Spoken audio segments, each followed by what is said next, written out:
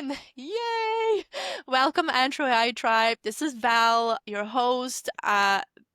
Today we're doing something very special. I'm beyond excited and grateful, absolutely thrilled to be joined by my very first guest. She's not just a brilliant mind, but also a dear friend. And she's living her own busy life across the country in California. So thank you so much, Rachel. Absolutely. Um, so let me do a quick intro, and then I'll ask you kind of to tell us more about you and what like what are you doing these days because it's been a minute. So you are right now a fractional chief AI strategy and commercial officer. You are a former Googler, and that's how we met. We were on the Mhm. same team. Rachel was senior to me, but we were both working Google at Google New York, and I'm still in New York. And Rachel moved far away, unfortunately. But your background is so incredibly interesting. So you were a life sciences CSO. Mhm. You're also a published author, and you're a global speaker. So people are literally booking you for keynotes and whatnot. And so what truly makes you absolutely amazing for the purpose of the Anthropology of AI podcast is your unique ability to combine the cutting edge AI strategy with neuropsychology led people change. And so ensuring that AI actually delivers real world ROI by understanding and guiding human behavior. So you're a living proof, Rachel, that to truly master AI, you must first master the human element. Welcome to the podcast. Thank you so Oh, much. this was fun. Thanks for having me. Absolutely. I love this for us. So your work is all about ensuring AI transformation isn't just about tech, it's about tangible ROI driven by Mhm. people change. And Mhm. so from anthropological perspective, this is fascinating and it totally makes sense, right? You're talking about culture, behavior, human adaptation. Can you tell me a little bit more about your work today? And actually, how did you enter the space of AI? Sure. So what I do today, and then I guess it's two for one. So I'm an independent consultant. So I help companies, large and small, figure out what the heck to do with AI. So it really starts out with, okay, AI is a tool. What are you trying to do with your company? And it goes back to just good old fashioned corporate strategy. What I often find, not only even with AI, but if you look at a couple of generations before, of course, there was like a huge, digital transformation wave. And then there was that whole like innovation wave. And so what I'm trying to say is, this is not the first time that there's like a trendy thing a lot of companies are doing. But I always ask, like, what are you trying to get out of this? Because if you're not clear what the end is, I mean, you could develop whatever you want, but is it really going to get you what you want? If you don't know what you want, like, how are you going to get there? So I first started helping companies generate revenue, sales, marketing, et cetera, trying to figure out, what's their competitive advantage? What can they do? And I was fascinated with AI for a couple of reasons. Number one, from a client's point of view, it can do so much. And I'll give an example. So one of the things I first started doing is when you have a website and it's your baby, it's your company, and it's hard for you to see into a customer's seat, I will have them literally like ask AI, like, hey, what do you think of this website versus all your other competitors? And I'll tell you why. Because as a founder, if you're asking your customers, usually if you are the person talking to the founder of whatever company, you're a little more flattering. If you ask your friends and family, they're even more flattering. You can't get an honest answer sometimes, but AI can tell you, hey, if I was a customer looking for ABC and I'm looking at your website for like 30 seconds, because in reality, that's how much time people actually spend, browsing a couple of competitors, what would make you say yes? What would make you say no? And the ability to do market research, to help position, to help really kind of put give a different lens to your business that if like a business owner or founder or whoever would have a harder time doing. For me, it was just a more effective way to help my clients. And then also, if you're owning a consulting company, obviously, your time is your money. So for myself too, the more I was able to use AI, the more essentially I was able to increase my own personal profit margin. So that's how I first got into it. And I see now there's so much interest in it, but I always challenge my clients of like, okay, before you get too crazy about AI, like, what are you trying to get out of this? Right. And and what I think sometimes if when people don't think through that answer, what can happen is either you have this big fancy tool, costs money and time and effort to do, and you have this thing now, but then is it really getting what you want? But more importantly, I think sometimes people say, we always wanted to have this endpoint. And historically, we couldn't because we didn't have the resources and times like, oh, wait a second. Now we actually can. Does this change your business direction? Does this change your company's products and services? Does this change where you had a team of one and now you can enhance that team of one by enabling AI to do more than you were able to do before? So it's allowing people to reimagine what is possible using AI as a tool. But again, you still have to think about what is your end goal? Right. That is so terrifying, though, for most people. I know for myself, it's like, oh, you have to reimagine and reinvent everything about how you do business. That's so scary.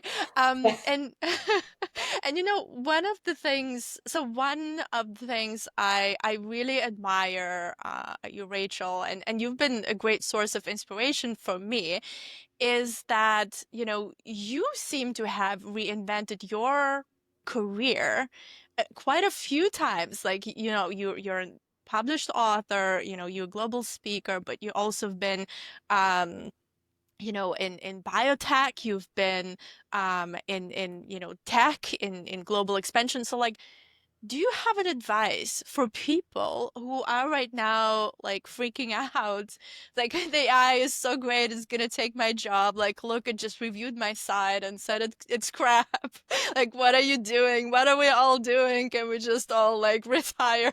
But like, how should you approach this transformation when there is so much fear and so much Mm. uncertainty that is not really going away, right? Like, how do you, you know, obviously we'll unpack like how do you even begin challenging organizations to approach this transformation, but like how do we as individuals, where do we start? Like, what's your thinking, when you are Mm. reinventing yourself, when you are, on the brink of like embracing something new where you are literally like staring into the void and you don't know what's going to happen next and there is no blueprints, and then there's like all this media screaming of how AI is coming for your job. Like, how do you have a recommendation for our listeners? Sure. The reason why corporate strategy was a very natural fit from day one of my career is because fundamentally as a human being, I look at life kind of the same way of what's your end goal? And in mind, where are you today? How do you get there? And that's strategy 101.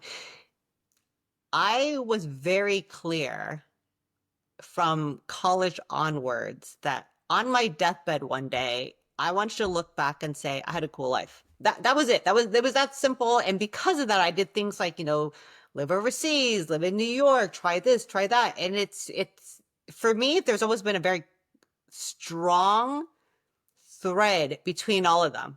And the reason I say this is because when I think of life decisions, of what's going to matter to you one day, I think that really clarifies what is a true risk versus not. um and also your why, your kind of north star of why are you doing certain things.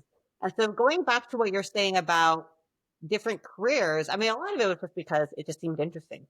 And I figured, hey, if I want to have a cool life, I want to do cool things. What are cool things to do? I would love to join a company like Google, see what it's like. I would love to live overseas, see what that's like. I would love to write a book, see what's that's like. And so for me, it was it was never kind of kind of at detours. And I say this because people sometimes will say, "Well, I don't want to take a risk to do this." I'll give an example: entrepreneurship. Entrepreneurship, I founded things a handful of times, and people would say, "Well, I don't want to take the risk because it's really risky." And I'm like, "Hold on a second. In our stage in our career, we have, we have some cushion. We have, with some savings. Our network now are more, senior executives. We have the knowledge and the experience. Well, and honestly, if all things fell apart, we could always just go back and get another job. I'm like, there isn't really a risk, but I'll tell you what the bigger risk is. The bigger risk is being on your deathbed, looking back and saying, wait a minute, I had the time, I had the money, I had the resources to do my own thing, and I never did it. Like, what kind of regret are you willing to live with? And you realize in the macro scale, taking a year or two to try something different is not a risk at all. If anything, it is it is kind of risk mitigation of having that regret one day in the future of never having that experience. And even kind of going back into, why did I start doing what I do and why do I love doing what I do? I'm very clear that in between your retirement and when you're actually on your deathbed, there's, there's a gap. And people sometimes don't think about, well, for that, let's just say you retire 65 and let's just average, average life expectancy is mid 70s. Let's just say for that 10 years, what's going to matter to you? Is it, if you're going to be volunteering, what are your passions? Well, do you develop your passions at 65 or do you start today? For example, like, you could say, oh, maybe I'll just golf all day. Well, if you don't know how to golf and, you're not taking care of your body and you're not in the physical abilities to golf, you're not going to be golfing at 65. And so when Right, you think right. of macro scale of what's going to be important to you, not only today, but one day, it becomes very clear how your day-to-day decisions are actually kind of tools to get you to where you want to be. And so what does this all have to do with AI? So for me, I was very clear that I wanted to take the experiences I had, China being one of them, and I'll tell you why my experience in China a decade ago is actually very relevant to AI today. But for me, I thought, well, this is a huge democratizer. If you're a solopreneur, if you're a small business owner, if you have limited resources, if you're trying, you have barely any profits and you can't hire the people you want to, AI solves that. So imagine if you were the founder who was able to leverage AI and your competitors were not using AI, just imagine how much further along you would be. And so for me, I thought, wait a minute, if, there's these companies who are, trying so hard to be successful and there's an easy solution, why wouldn't they use it? And so for me, that, it became more of a excitement of like, hey, if you're a founder, you're a business owner, you're a CEO, and your life goal is to make, your baby successful, your company baby successful, if I could help you live that dream and make it happen, like, why wouldn't I want to do that? So it, for me, it became less about a business and more of like wouldn't that be a cool experience to help other companies thrive? Right. Oh, I love that. I was like, where's my pen? I'm like, I want to make sure. And then I'm, okay, we're recording. Calm down, pal. But what really stood out to me is like, have a big, bold dream, Mhm. like a big vision for yourself and your life, and then assess the risk of doing it versus not doing it, right? Mhm. Like that was the point. On your deathbed, are you gonna think, oh, I'm so glad like I didn't do that, and I just did like this very linear thing, and I'm so thrilled with myself that I've never tried anything new. Um and then the way you approach it with businesses is actually similar. It's like, what's the cost of not doing that thing? Like, if your competitors are going to do it, if the whole world is moving into that direction, yeah, you kind of have to move along and get a little bit better at that, and which is really ground, like, it's both terrifying and exhilarating at the same time. How do you deal with imposter syndrome? So like and I give you a personal example. So like, I sometimes find myself like not doing things or not starting things because I feel like I can't do a good job. It's like, you know how many videos I recorded before I posted. It was still like really crap like quality, and everyone was like, "Why are you skipping so much?" Well, because I over edited. I over edited. But it's because it's this real fear of, I don't know what it is, of like losing face or just like wasting people's time. I was like, oh, why should it be me? Or like, oh, maybe I'll just sit around and wait until my competitors are caught up, and then I'll like have a safer path. Like what are your thoughts on that? Oh, it's all about exposure therapy. It's interesting you mentioned this because I have a separate business from, my current consultancy, Strategic Growth Factor. The separate business is Hacking Fears, hackingfears.com. And it's Hacking interesting because fears. I actually did a workshop with the Zoogler community.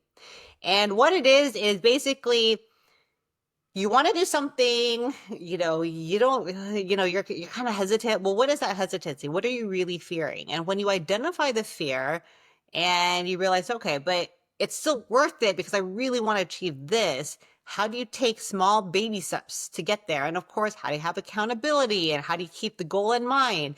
Um, how do you create like, that kind of, social pressure or whatever it is to keep you motivated? So it's interesting because for imposter syndrome, everyone has it.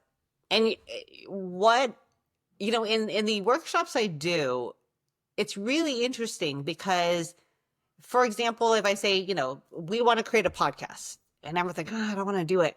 And so I have people literally write down, what are you afraid of? And then I have them take their baby step, which is to read their fear out loud to everyone else. And they're like, I don't want to do that.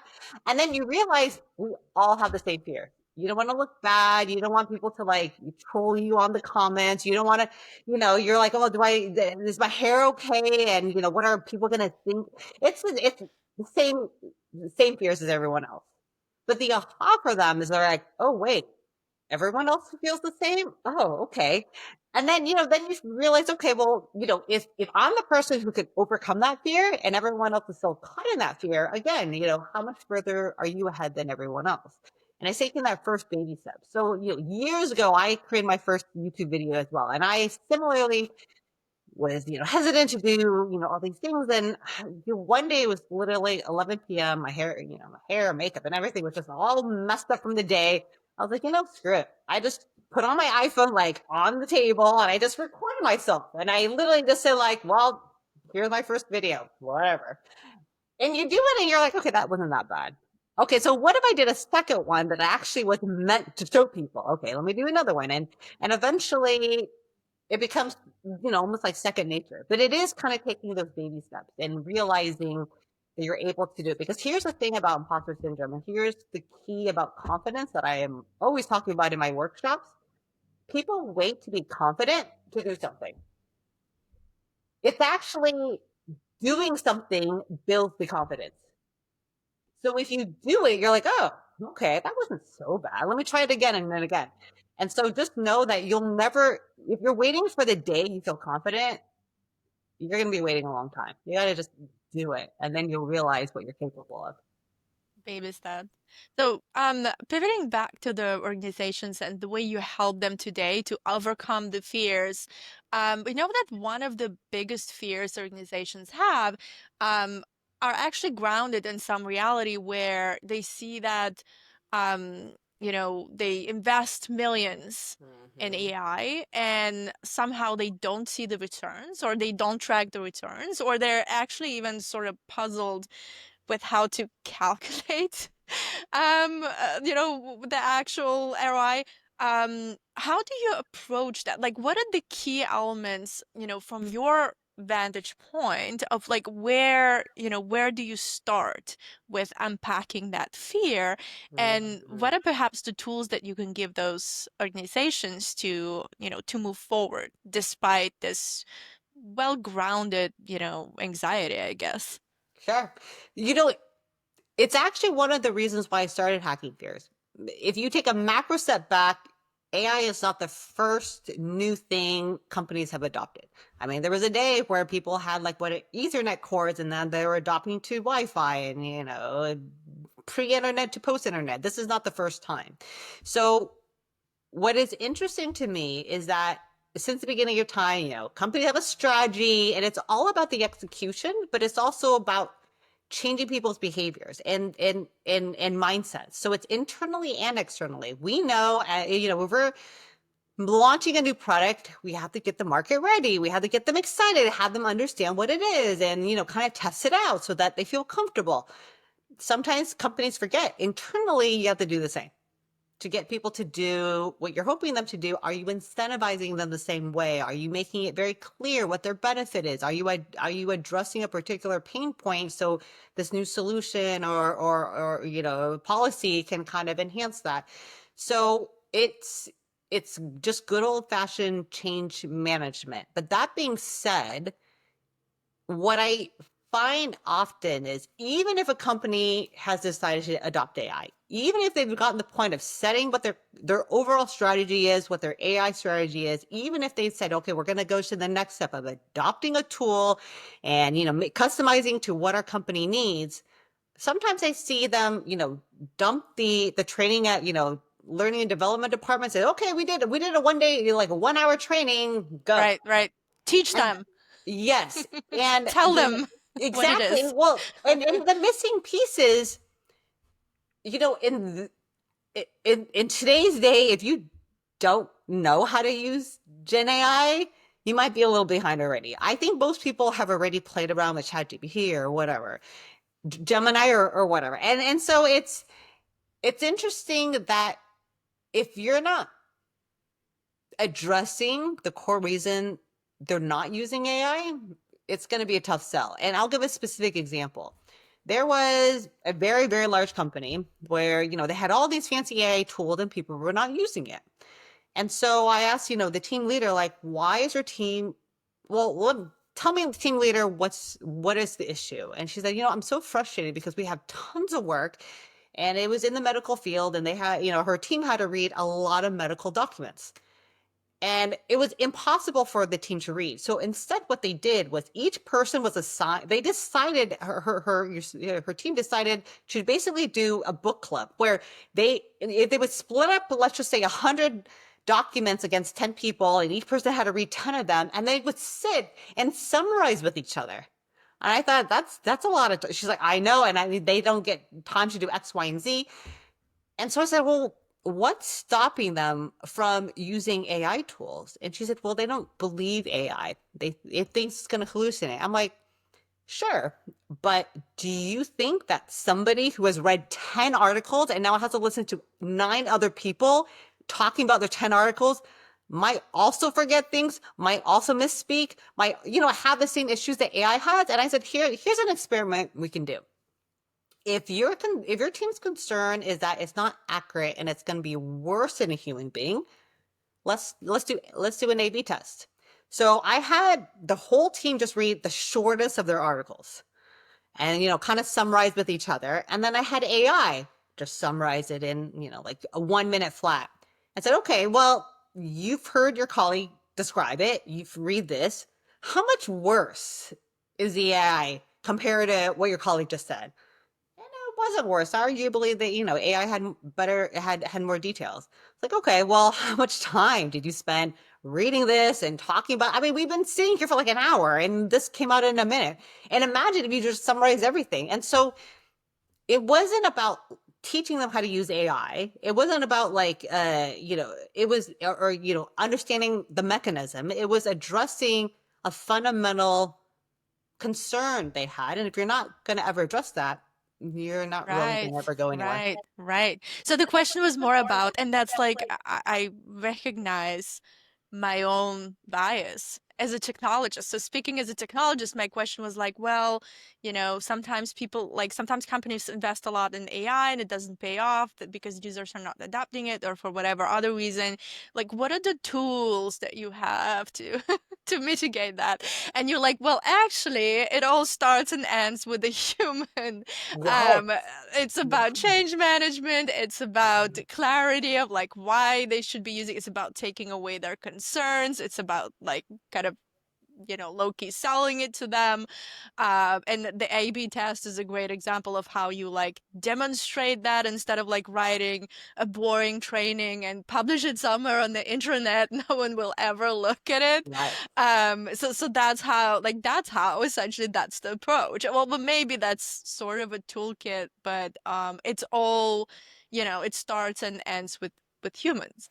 Yes. And you know what's interesting? The reason why I started integrating neuropsychology, and I know you've integrated anthropology into AI. I mean, specific to neuropsychology, there's two reasons, kind of like how to get people to use it and what's the future of AI.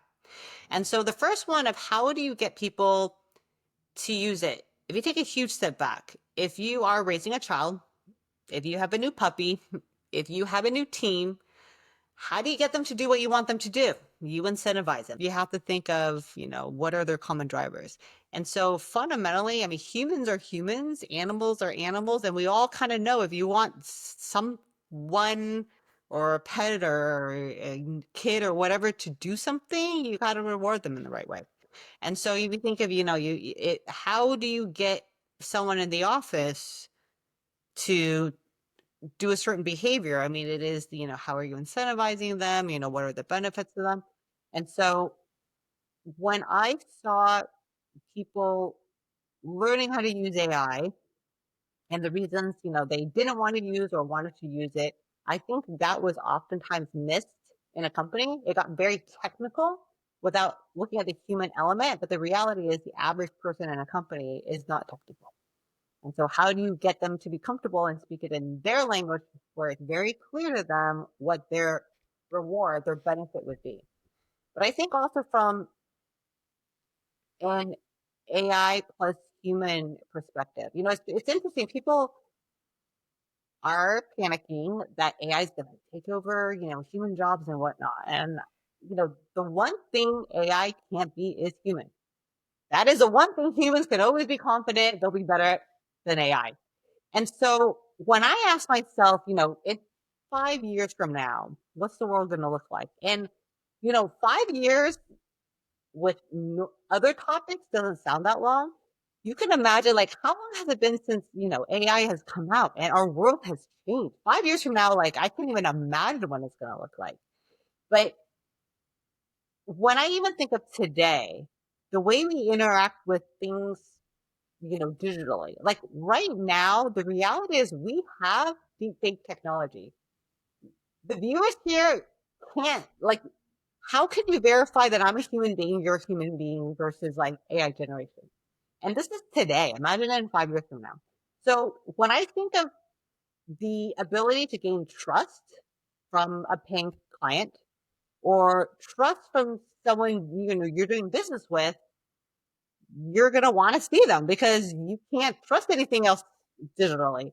And so when it's kind of the human aspect of doing business, I think that's going to be more and more important. Just the same way you look at, all these news articles of people going back to, becoming plumbers or whatnot, things that AI cannot replace. Well, I mean, fundamentally, what that's saying is what can humans do that AI cannot do? And how do you develop those soft skills so that you can gain that trust and that credibility and that connection and listening skills and being able to really decipher, what a paying customer actually wants. Yeah. So it is, to me, if you want to future proof yourself and AI proof any career, it's also thinking of what AI cannot do, which again is just basic human skills. Yeah. I mean, basic human skills is kind of like not doing it justice, right? Yeah. Because like they literally don't teach that in school. Um, well, now, I mean, obviously there are really good schools that do a good job at teaching those skills, but like the fundamental of problem solving and conflict resolution and influencing and like self knowledge and all these things, like for some reason it's been sort of Mm-hmm. underrepresented in Mm-hmm. our curriculum, and we really over indexed on like what, the technical skills, the executional skills, Yes. largely. Like obviously there are, ways in which like not every, I'm just speaking like more broadly, right? Like the way our kind of popular culture functions today is almost like devaluing that human. And Yeah. even the way we look at the AI, right? Like we see it as some kind of a competition, whereas like what you're saying and other, thought leaders in the space are saying is like, hey, make it your co-pilot, make it your aids. Like it's essentially just like the expanded skills that you have, Yeah. like with a little bit of trust and a little bit of kind of experimentation, you can actually leverage that. But you're gonna have to see it for, you know, for what it is, which is a helpful expression of like human innovation versus like some alien power that's here to just take away your job and like ruin everything. And so it's Yes, part of it, right? yes, yes. And you know what? I actually anticipate these critical skills today becoming more and more rare in the future, meaning those who have it are just going to be at a greater competitive advantage. Now, I'll give a specific example. What's a commonality between negotiation, persuasion, sales, etc.? It's always, put yourself in the other person's shoes. What do they care about? And how do you work with that? And so when you think of, fast forward in 5 years, and we've all been just using AI to look at our stuff that we're interested in, and we're only seeing things on our whatever TikTok, YouTube feeds on things that we care about. When you're not accustomed to having to think, what does Val care about? What does the audience care about? And you're not positioning your content or your work towards, what is useful for them, and somebody else is, well, we could all imagine if somebody is taking the time to listen of what you care about, and they're talking directly to your needs, you're probably going to be a lot more convinced of, well, whatever they're trying to say, and you want to work with them. And so when I think of the future of work specific to AI, it is you're right that, just say basic human soft skills is it's kind of not giving it justice. And you're right that it's not maybe taught enough in schools and being honed on, but I also think it's going to get worse. So these are things where when people hyper focus on things that they are good at now and can get better as the world gets worse, I mean, that is one of many, many ways you can, AI proof your job, or, kind of navigate the new generation of what the world will look like with AI. Yeah. So can we talk a little bit more about, that particular example that you gave with when teams are sort of overwhelmed and they're not trusting the tools, they're not using them the right way, Mhm. because of like whatever human bias or fear they might have.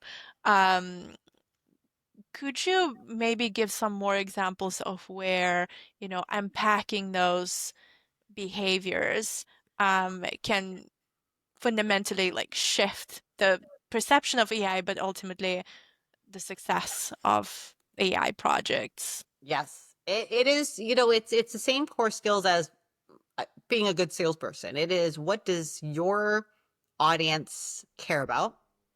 How does your solution solve that? And so I'll I'll I'll give an example. Less now because I think a lot of people are kind of caught up, but in the, last year I was doing a lot of just basic AI training. People who knew there was a chat GPT, maybe played around a little bit, but they wanted to get really good at it.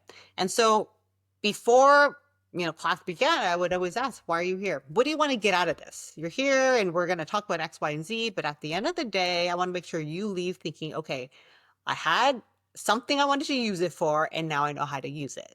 And so when you make it very clear that the audience is going to get their problem solved, they're a lot more interested in learning how to solve that problem.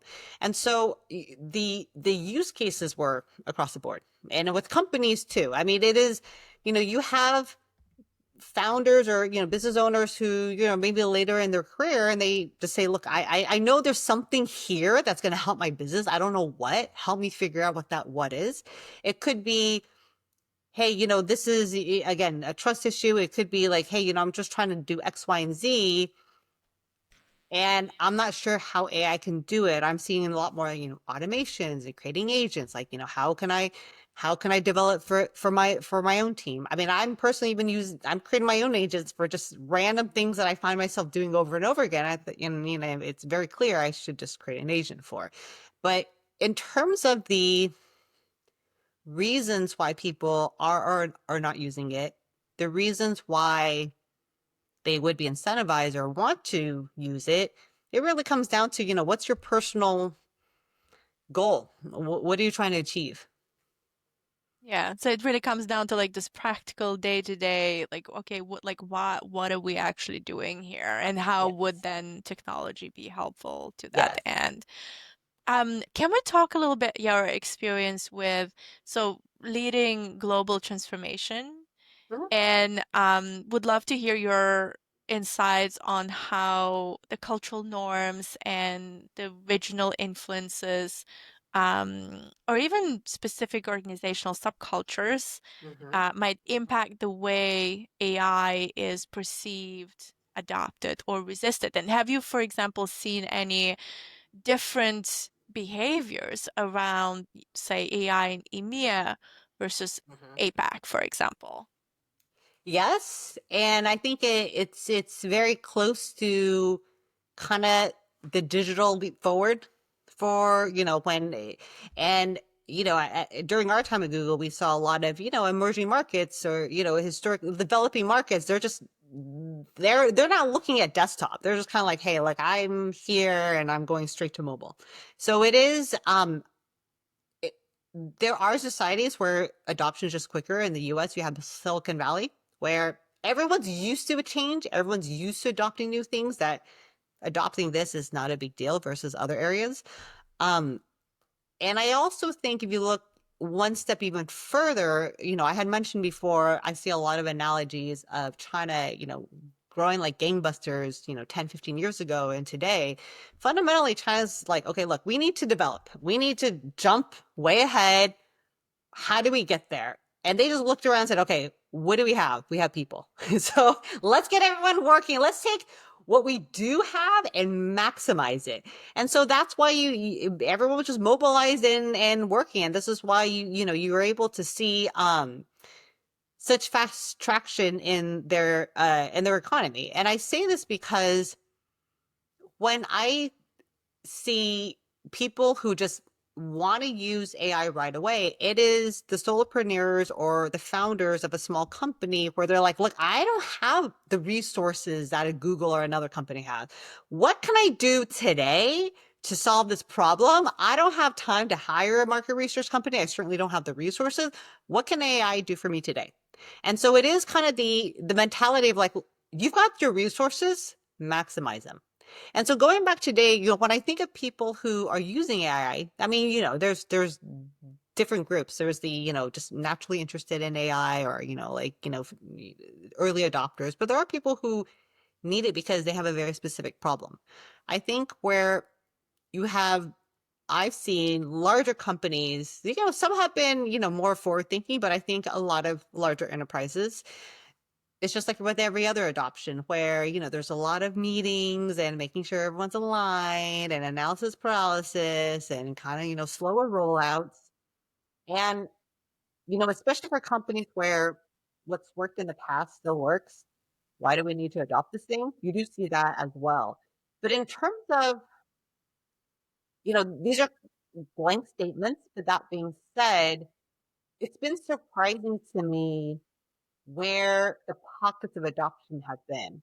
So, a classic example I had is, you would think that the majority of people who don't know how to use AI today might be the older folks or those who are retired and don't really need to use it at work. But I had a workshop where I had someone in his 20s and he worked at, not tech, but he worked in a, highly scientific area. and he didn't know how to use he didn't know how to get on ChatGPT. He's like, I was like, well, just Google for ChatGPT and click on the link that it's sponsored by OpenAI, and here's how you log in. I mean, you can't say just because you're a certain demographic you're going to use it faster or slower. Um, but I do, and likewise, you have people who know what it is and they got it, and you have people who are, they learn a little bit and they just on their own on the weekends just go bananas and just learn anything and everything, and like by Monday morning they develop this whole new tool that they can use for themselves. Yeah, so it's like across any region or any kind of social group, you'll have, packets of individuals who are more invested in, Hmm. in testing it out and adapting, and then there are groups that are more reluctant or perhaps are not necessarily seeing the value. So it doesn't really tie in your experience back to like a specific demographic or a specific geography. And it's interesting you said this example about China because I think, and the book that you wrote like years ago when there was such fascination with China, and now we really see that being the country where there's quite a bit of AI innovation happening and a lot of resources that are being invested in that space. So I think that's really kind of like an interesting cultural angle that kind of reminds me of what you said earlier that, if you set a goal and then you just kind of like use the tech to meet that goal versus, just trying to do tech for like doing Yes, sakes. yes. But to your point, there are cultures where, and I don't mean specifically, countries, but just, hubs with certain cultures where if things were always changing, you're kind of used to change. Change is not a big deal. So Yeah. Silicon Valley being one of them, where there's always new stuff coming out, and there is always kind of like a, hey, what's a fancy new tool that I could try out? Um, so there is that, there in broad strokes, there is kind of, there are regions and there are kind of demographics where, adoption is just part of life. And so with China too, I mean, given that it's changed so significantly in the last 2 decades, adopting a new tech is, something people are very used to. Yeah. Can we talk a little bit more about what you were mentioning earlier is that, most of the problems with adoption, with finding the ROI, with, like driving that change are really people, it starts with people, ends with people. How does people first leadership look like in the context of AI implementation? How do leaders, if in your experience, effectively manage the human side of AI beyond just the technical deployment? Like what's the skill that the leader needs to have today to, Mhm. to make the most out of this transformation? Sure. It is, if you ask any startup founder, certainly any startup investor, what makes something go, it is there's a problem.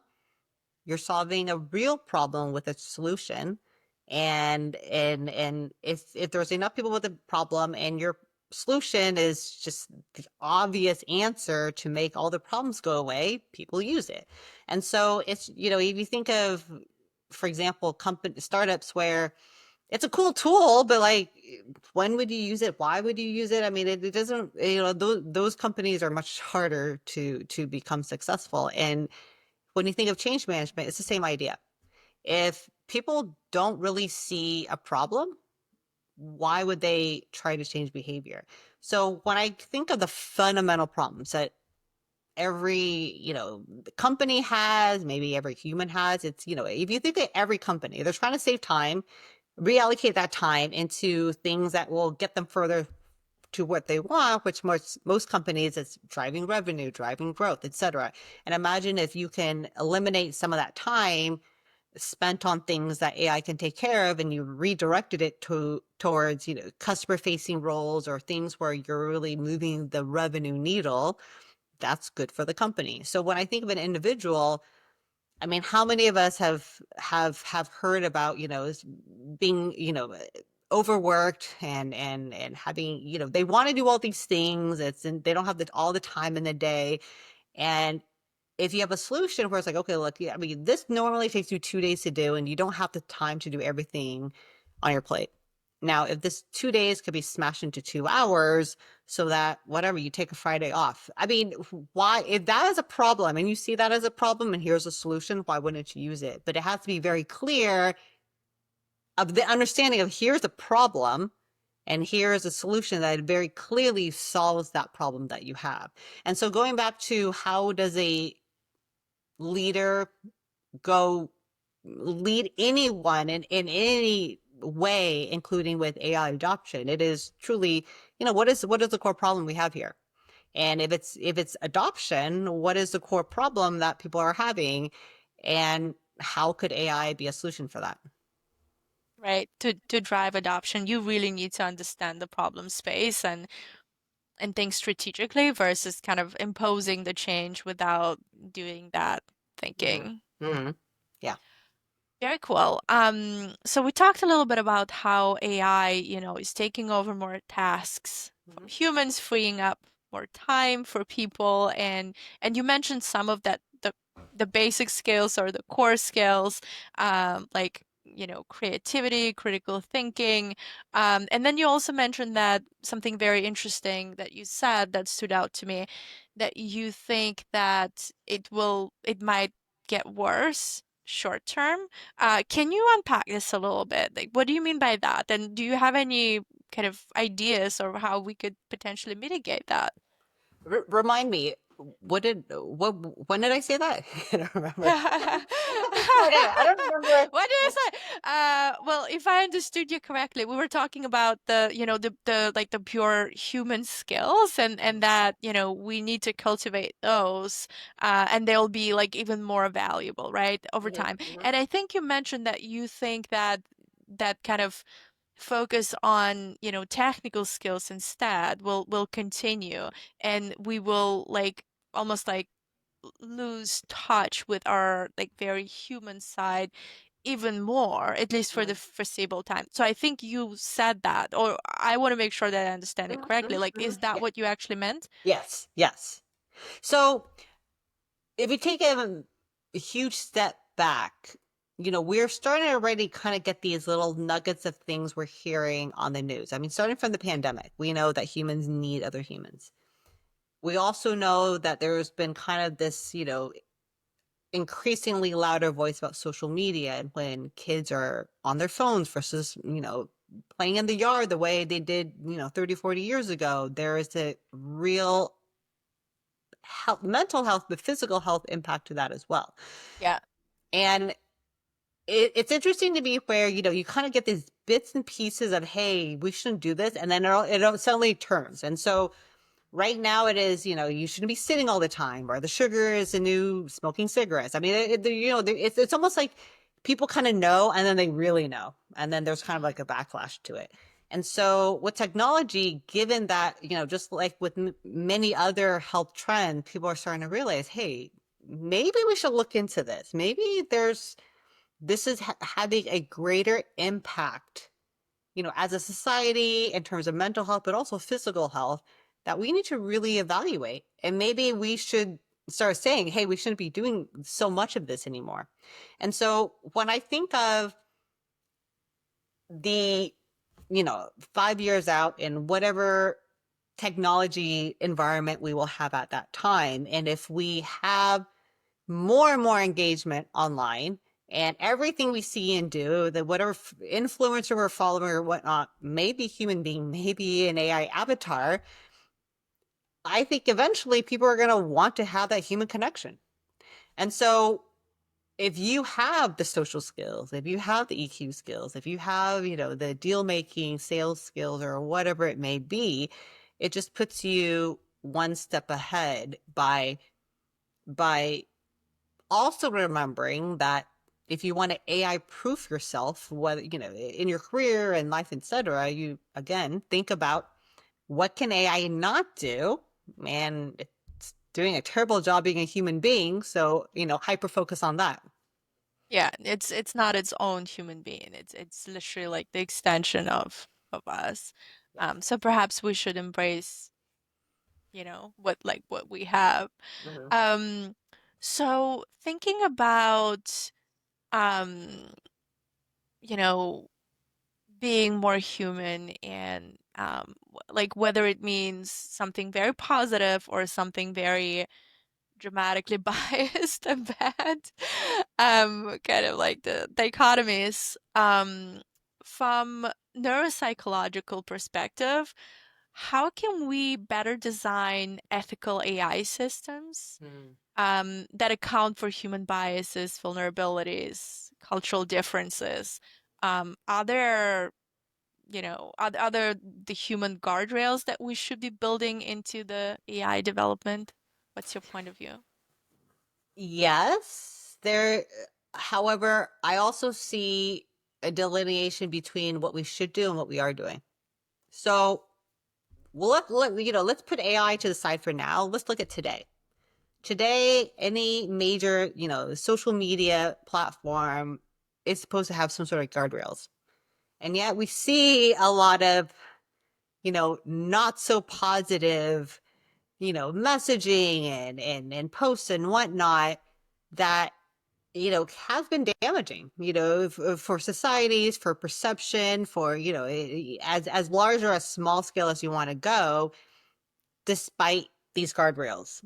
Now, AI, what so one, yeah, sure. I mean, guardrails should absolutely happen. And you shouldn't be taking my word for it. The reason I think so is because you have people who have developed AI companies saying, hey, we have to be careful. I mean, there are people who are, ex world experts in AI say, hey, guys, like, we don't know what we're messing with. Let's get careful. So if they're saying that, I'm going to listen.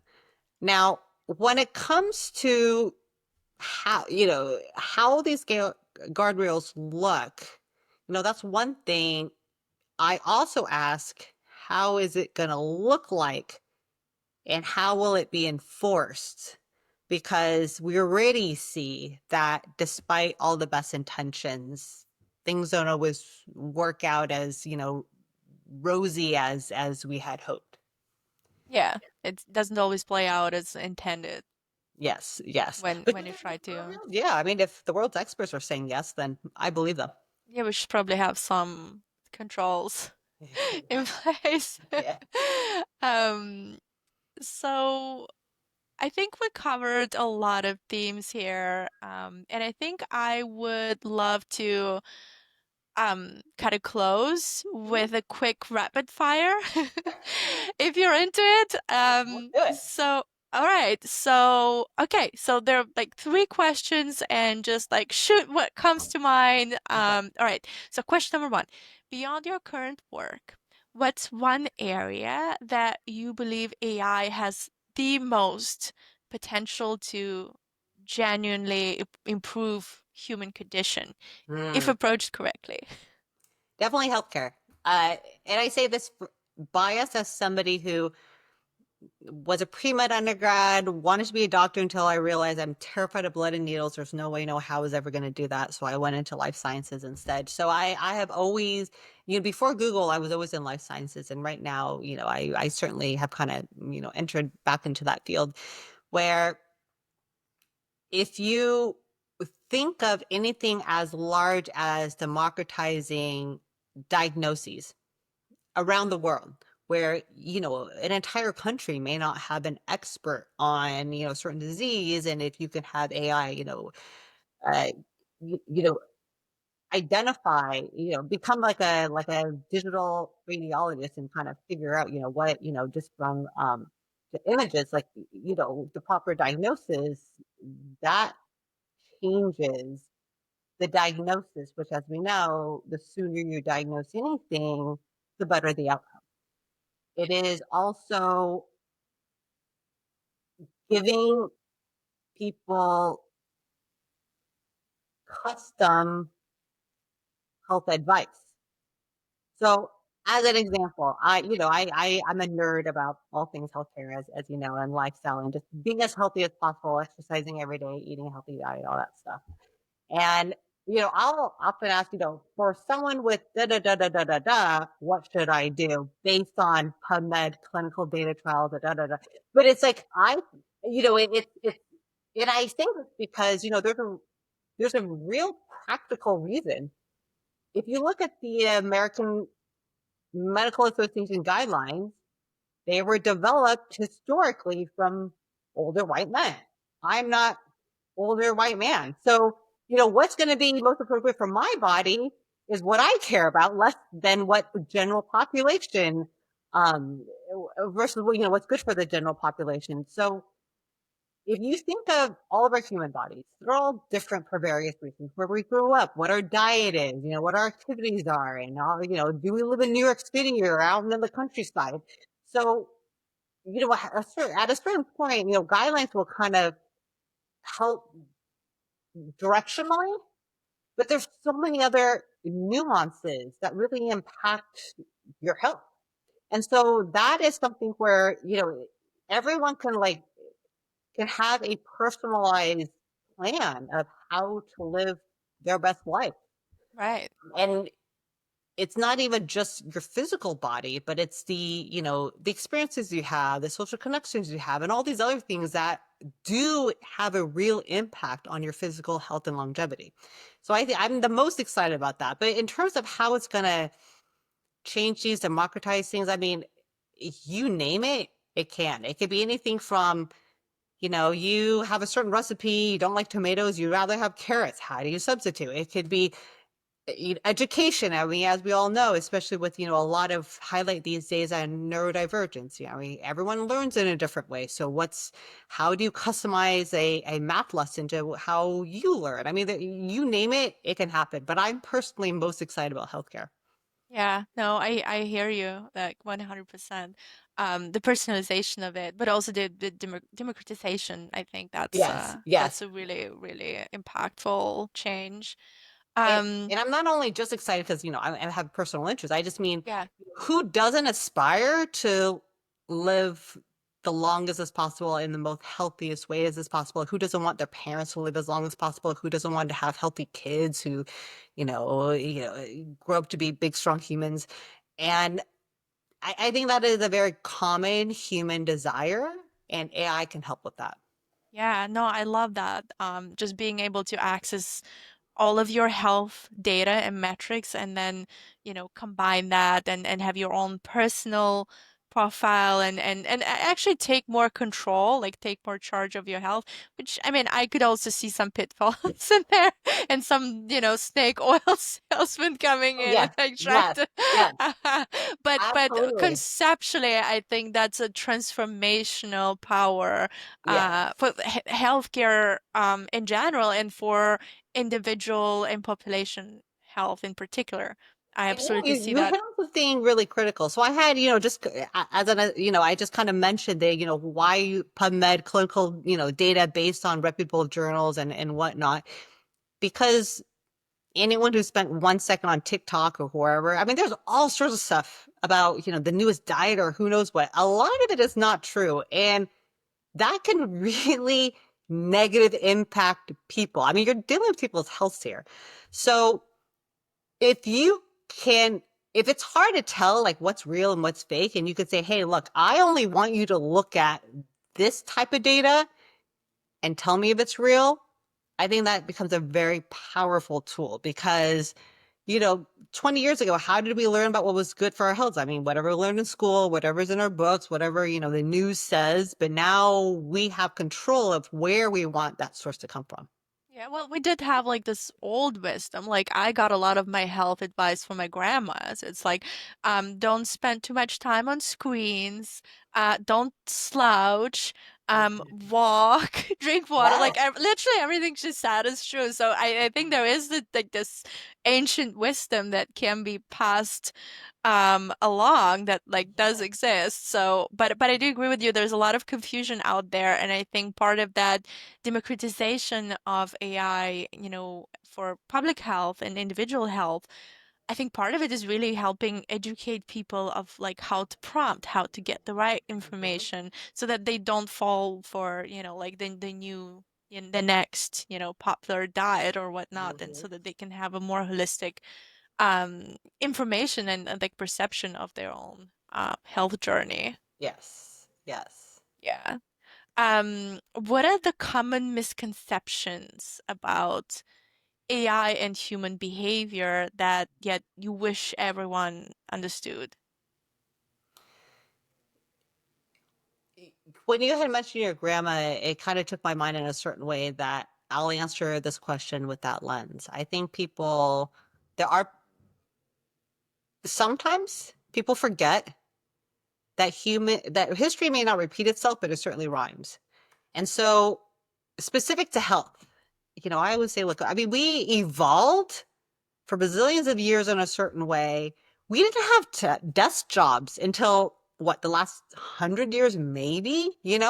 When people say, oh, we shouldn't be looking at screens, I'm like, yeah, looking at screens was not a thing even 50 years ago, right? And so, of course, our bodies are now seeing the repercussions. Of course, now we're like, oh, wait a minute, like our bodies don't feel good. Well, yeah, I mean, again, for millions of years, we evolved to move. So it's not going to like it if we don't move. And so if you look at adoption of new things, disruptive new technologies, I mean, is AI, does it have a potential to create good and bad in a way that many other technologies in the past haven't? Sure. But in terms of adopting or what to do with this new, technology, I think AI is at a much faster pace than in the past. But this is not the first time humanity has created a new technology that has significantly changed people's lives. So electricity.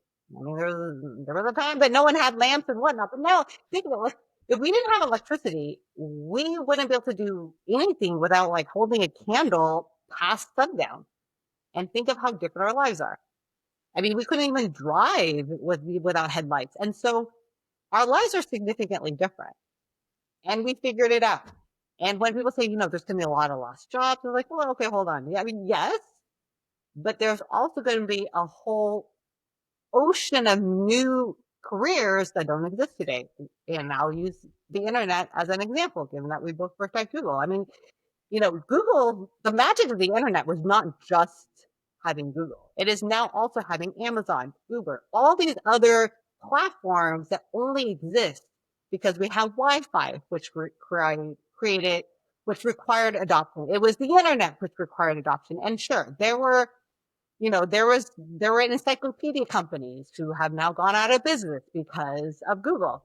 But think of all the the jobs, industries, companies that were unimaginable without this new technology. And so right now, yes, I think people are grappling with there's a new technology, it's going to eliminate a bunch of stuff. What do we do with it? I ask myself, and I encourage my clients to ask themselves, so what's going to be possible with AI? And how do you get there first? Because, it's like if AI is going to be changing so rapidly, I think it's impossible for anyone to actually be at the very forefront because it's changing on a daily basis. That if you're closer to the front, it's just, again, it becomes any company's, any individual's competitive advantage.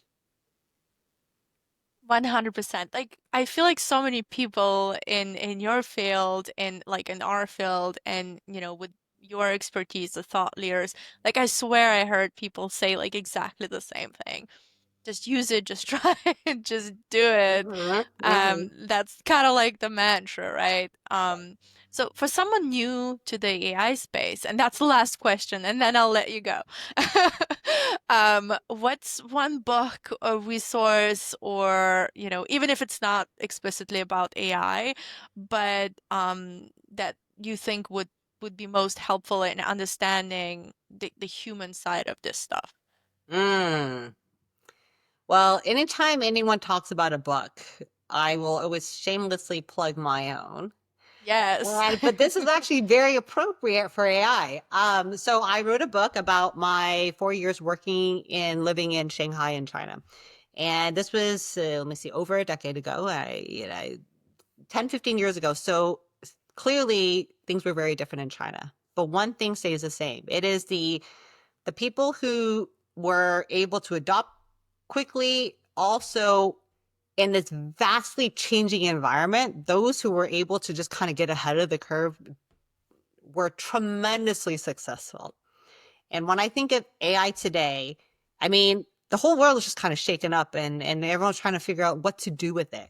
And those who are just at the forefront, I think there's going to be immense potential. I mean, I think you hear of all these, very smart tech people say, they can't wait to see the next round of solopreneur billionaire or solopreneurs creating companies that are worth billions of dollars. And, anywhere from Sam Altman to everyone else has said, like, hey, this is going to happen. We're just waiting till when, and we're going to see how quickly that can happen. Well, if you think of what are the possibilities with AI, the I'm excited about the ways that I can kind of, you know, create my own little stake in a vastly changing environment. And, I think we all have the dream of like, what are the possibilities AI can create for us? To answer your question, I think anytime you have context of a history somewhat repeating itself and what you can extract from that into today, I think is useful. I some people have said, just imagine the positive of what's possible. People have said, look at sci-fi because, you can imagine a whole different world. I'm like, well, I mean, there are a lot of sci-fi AI movies that maybe you don't want to watch if you want, trying to be really optimistic.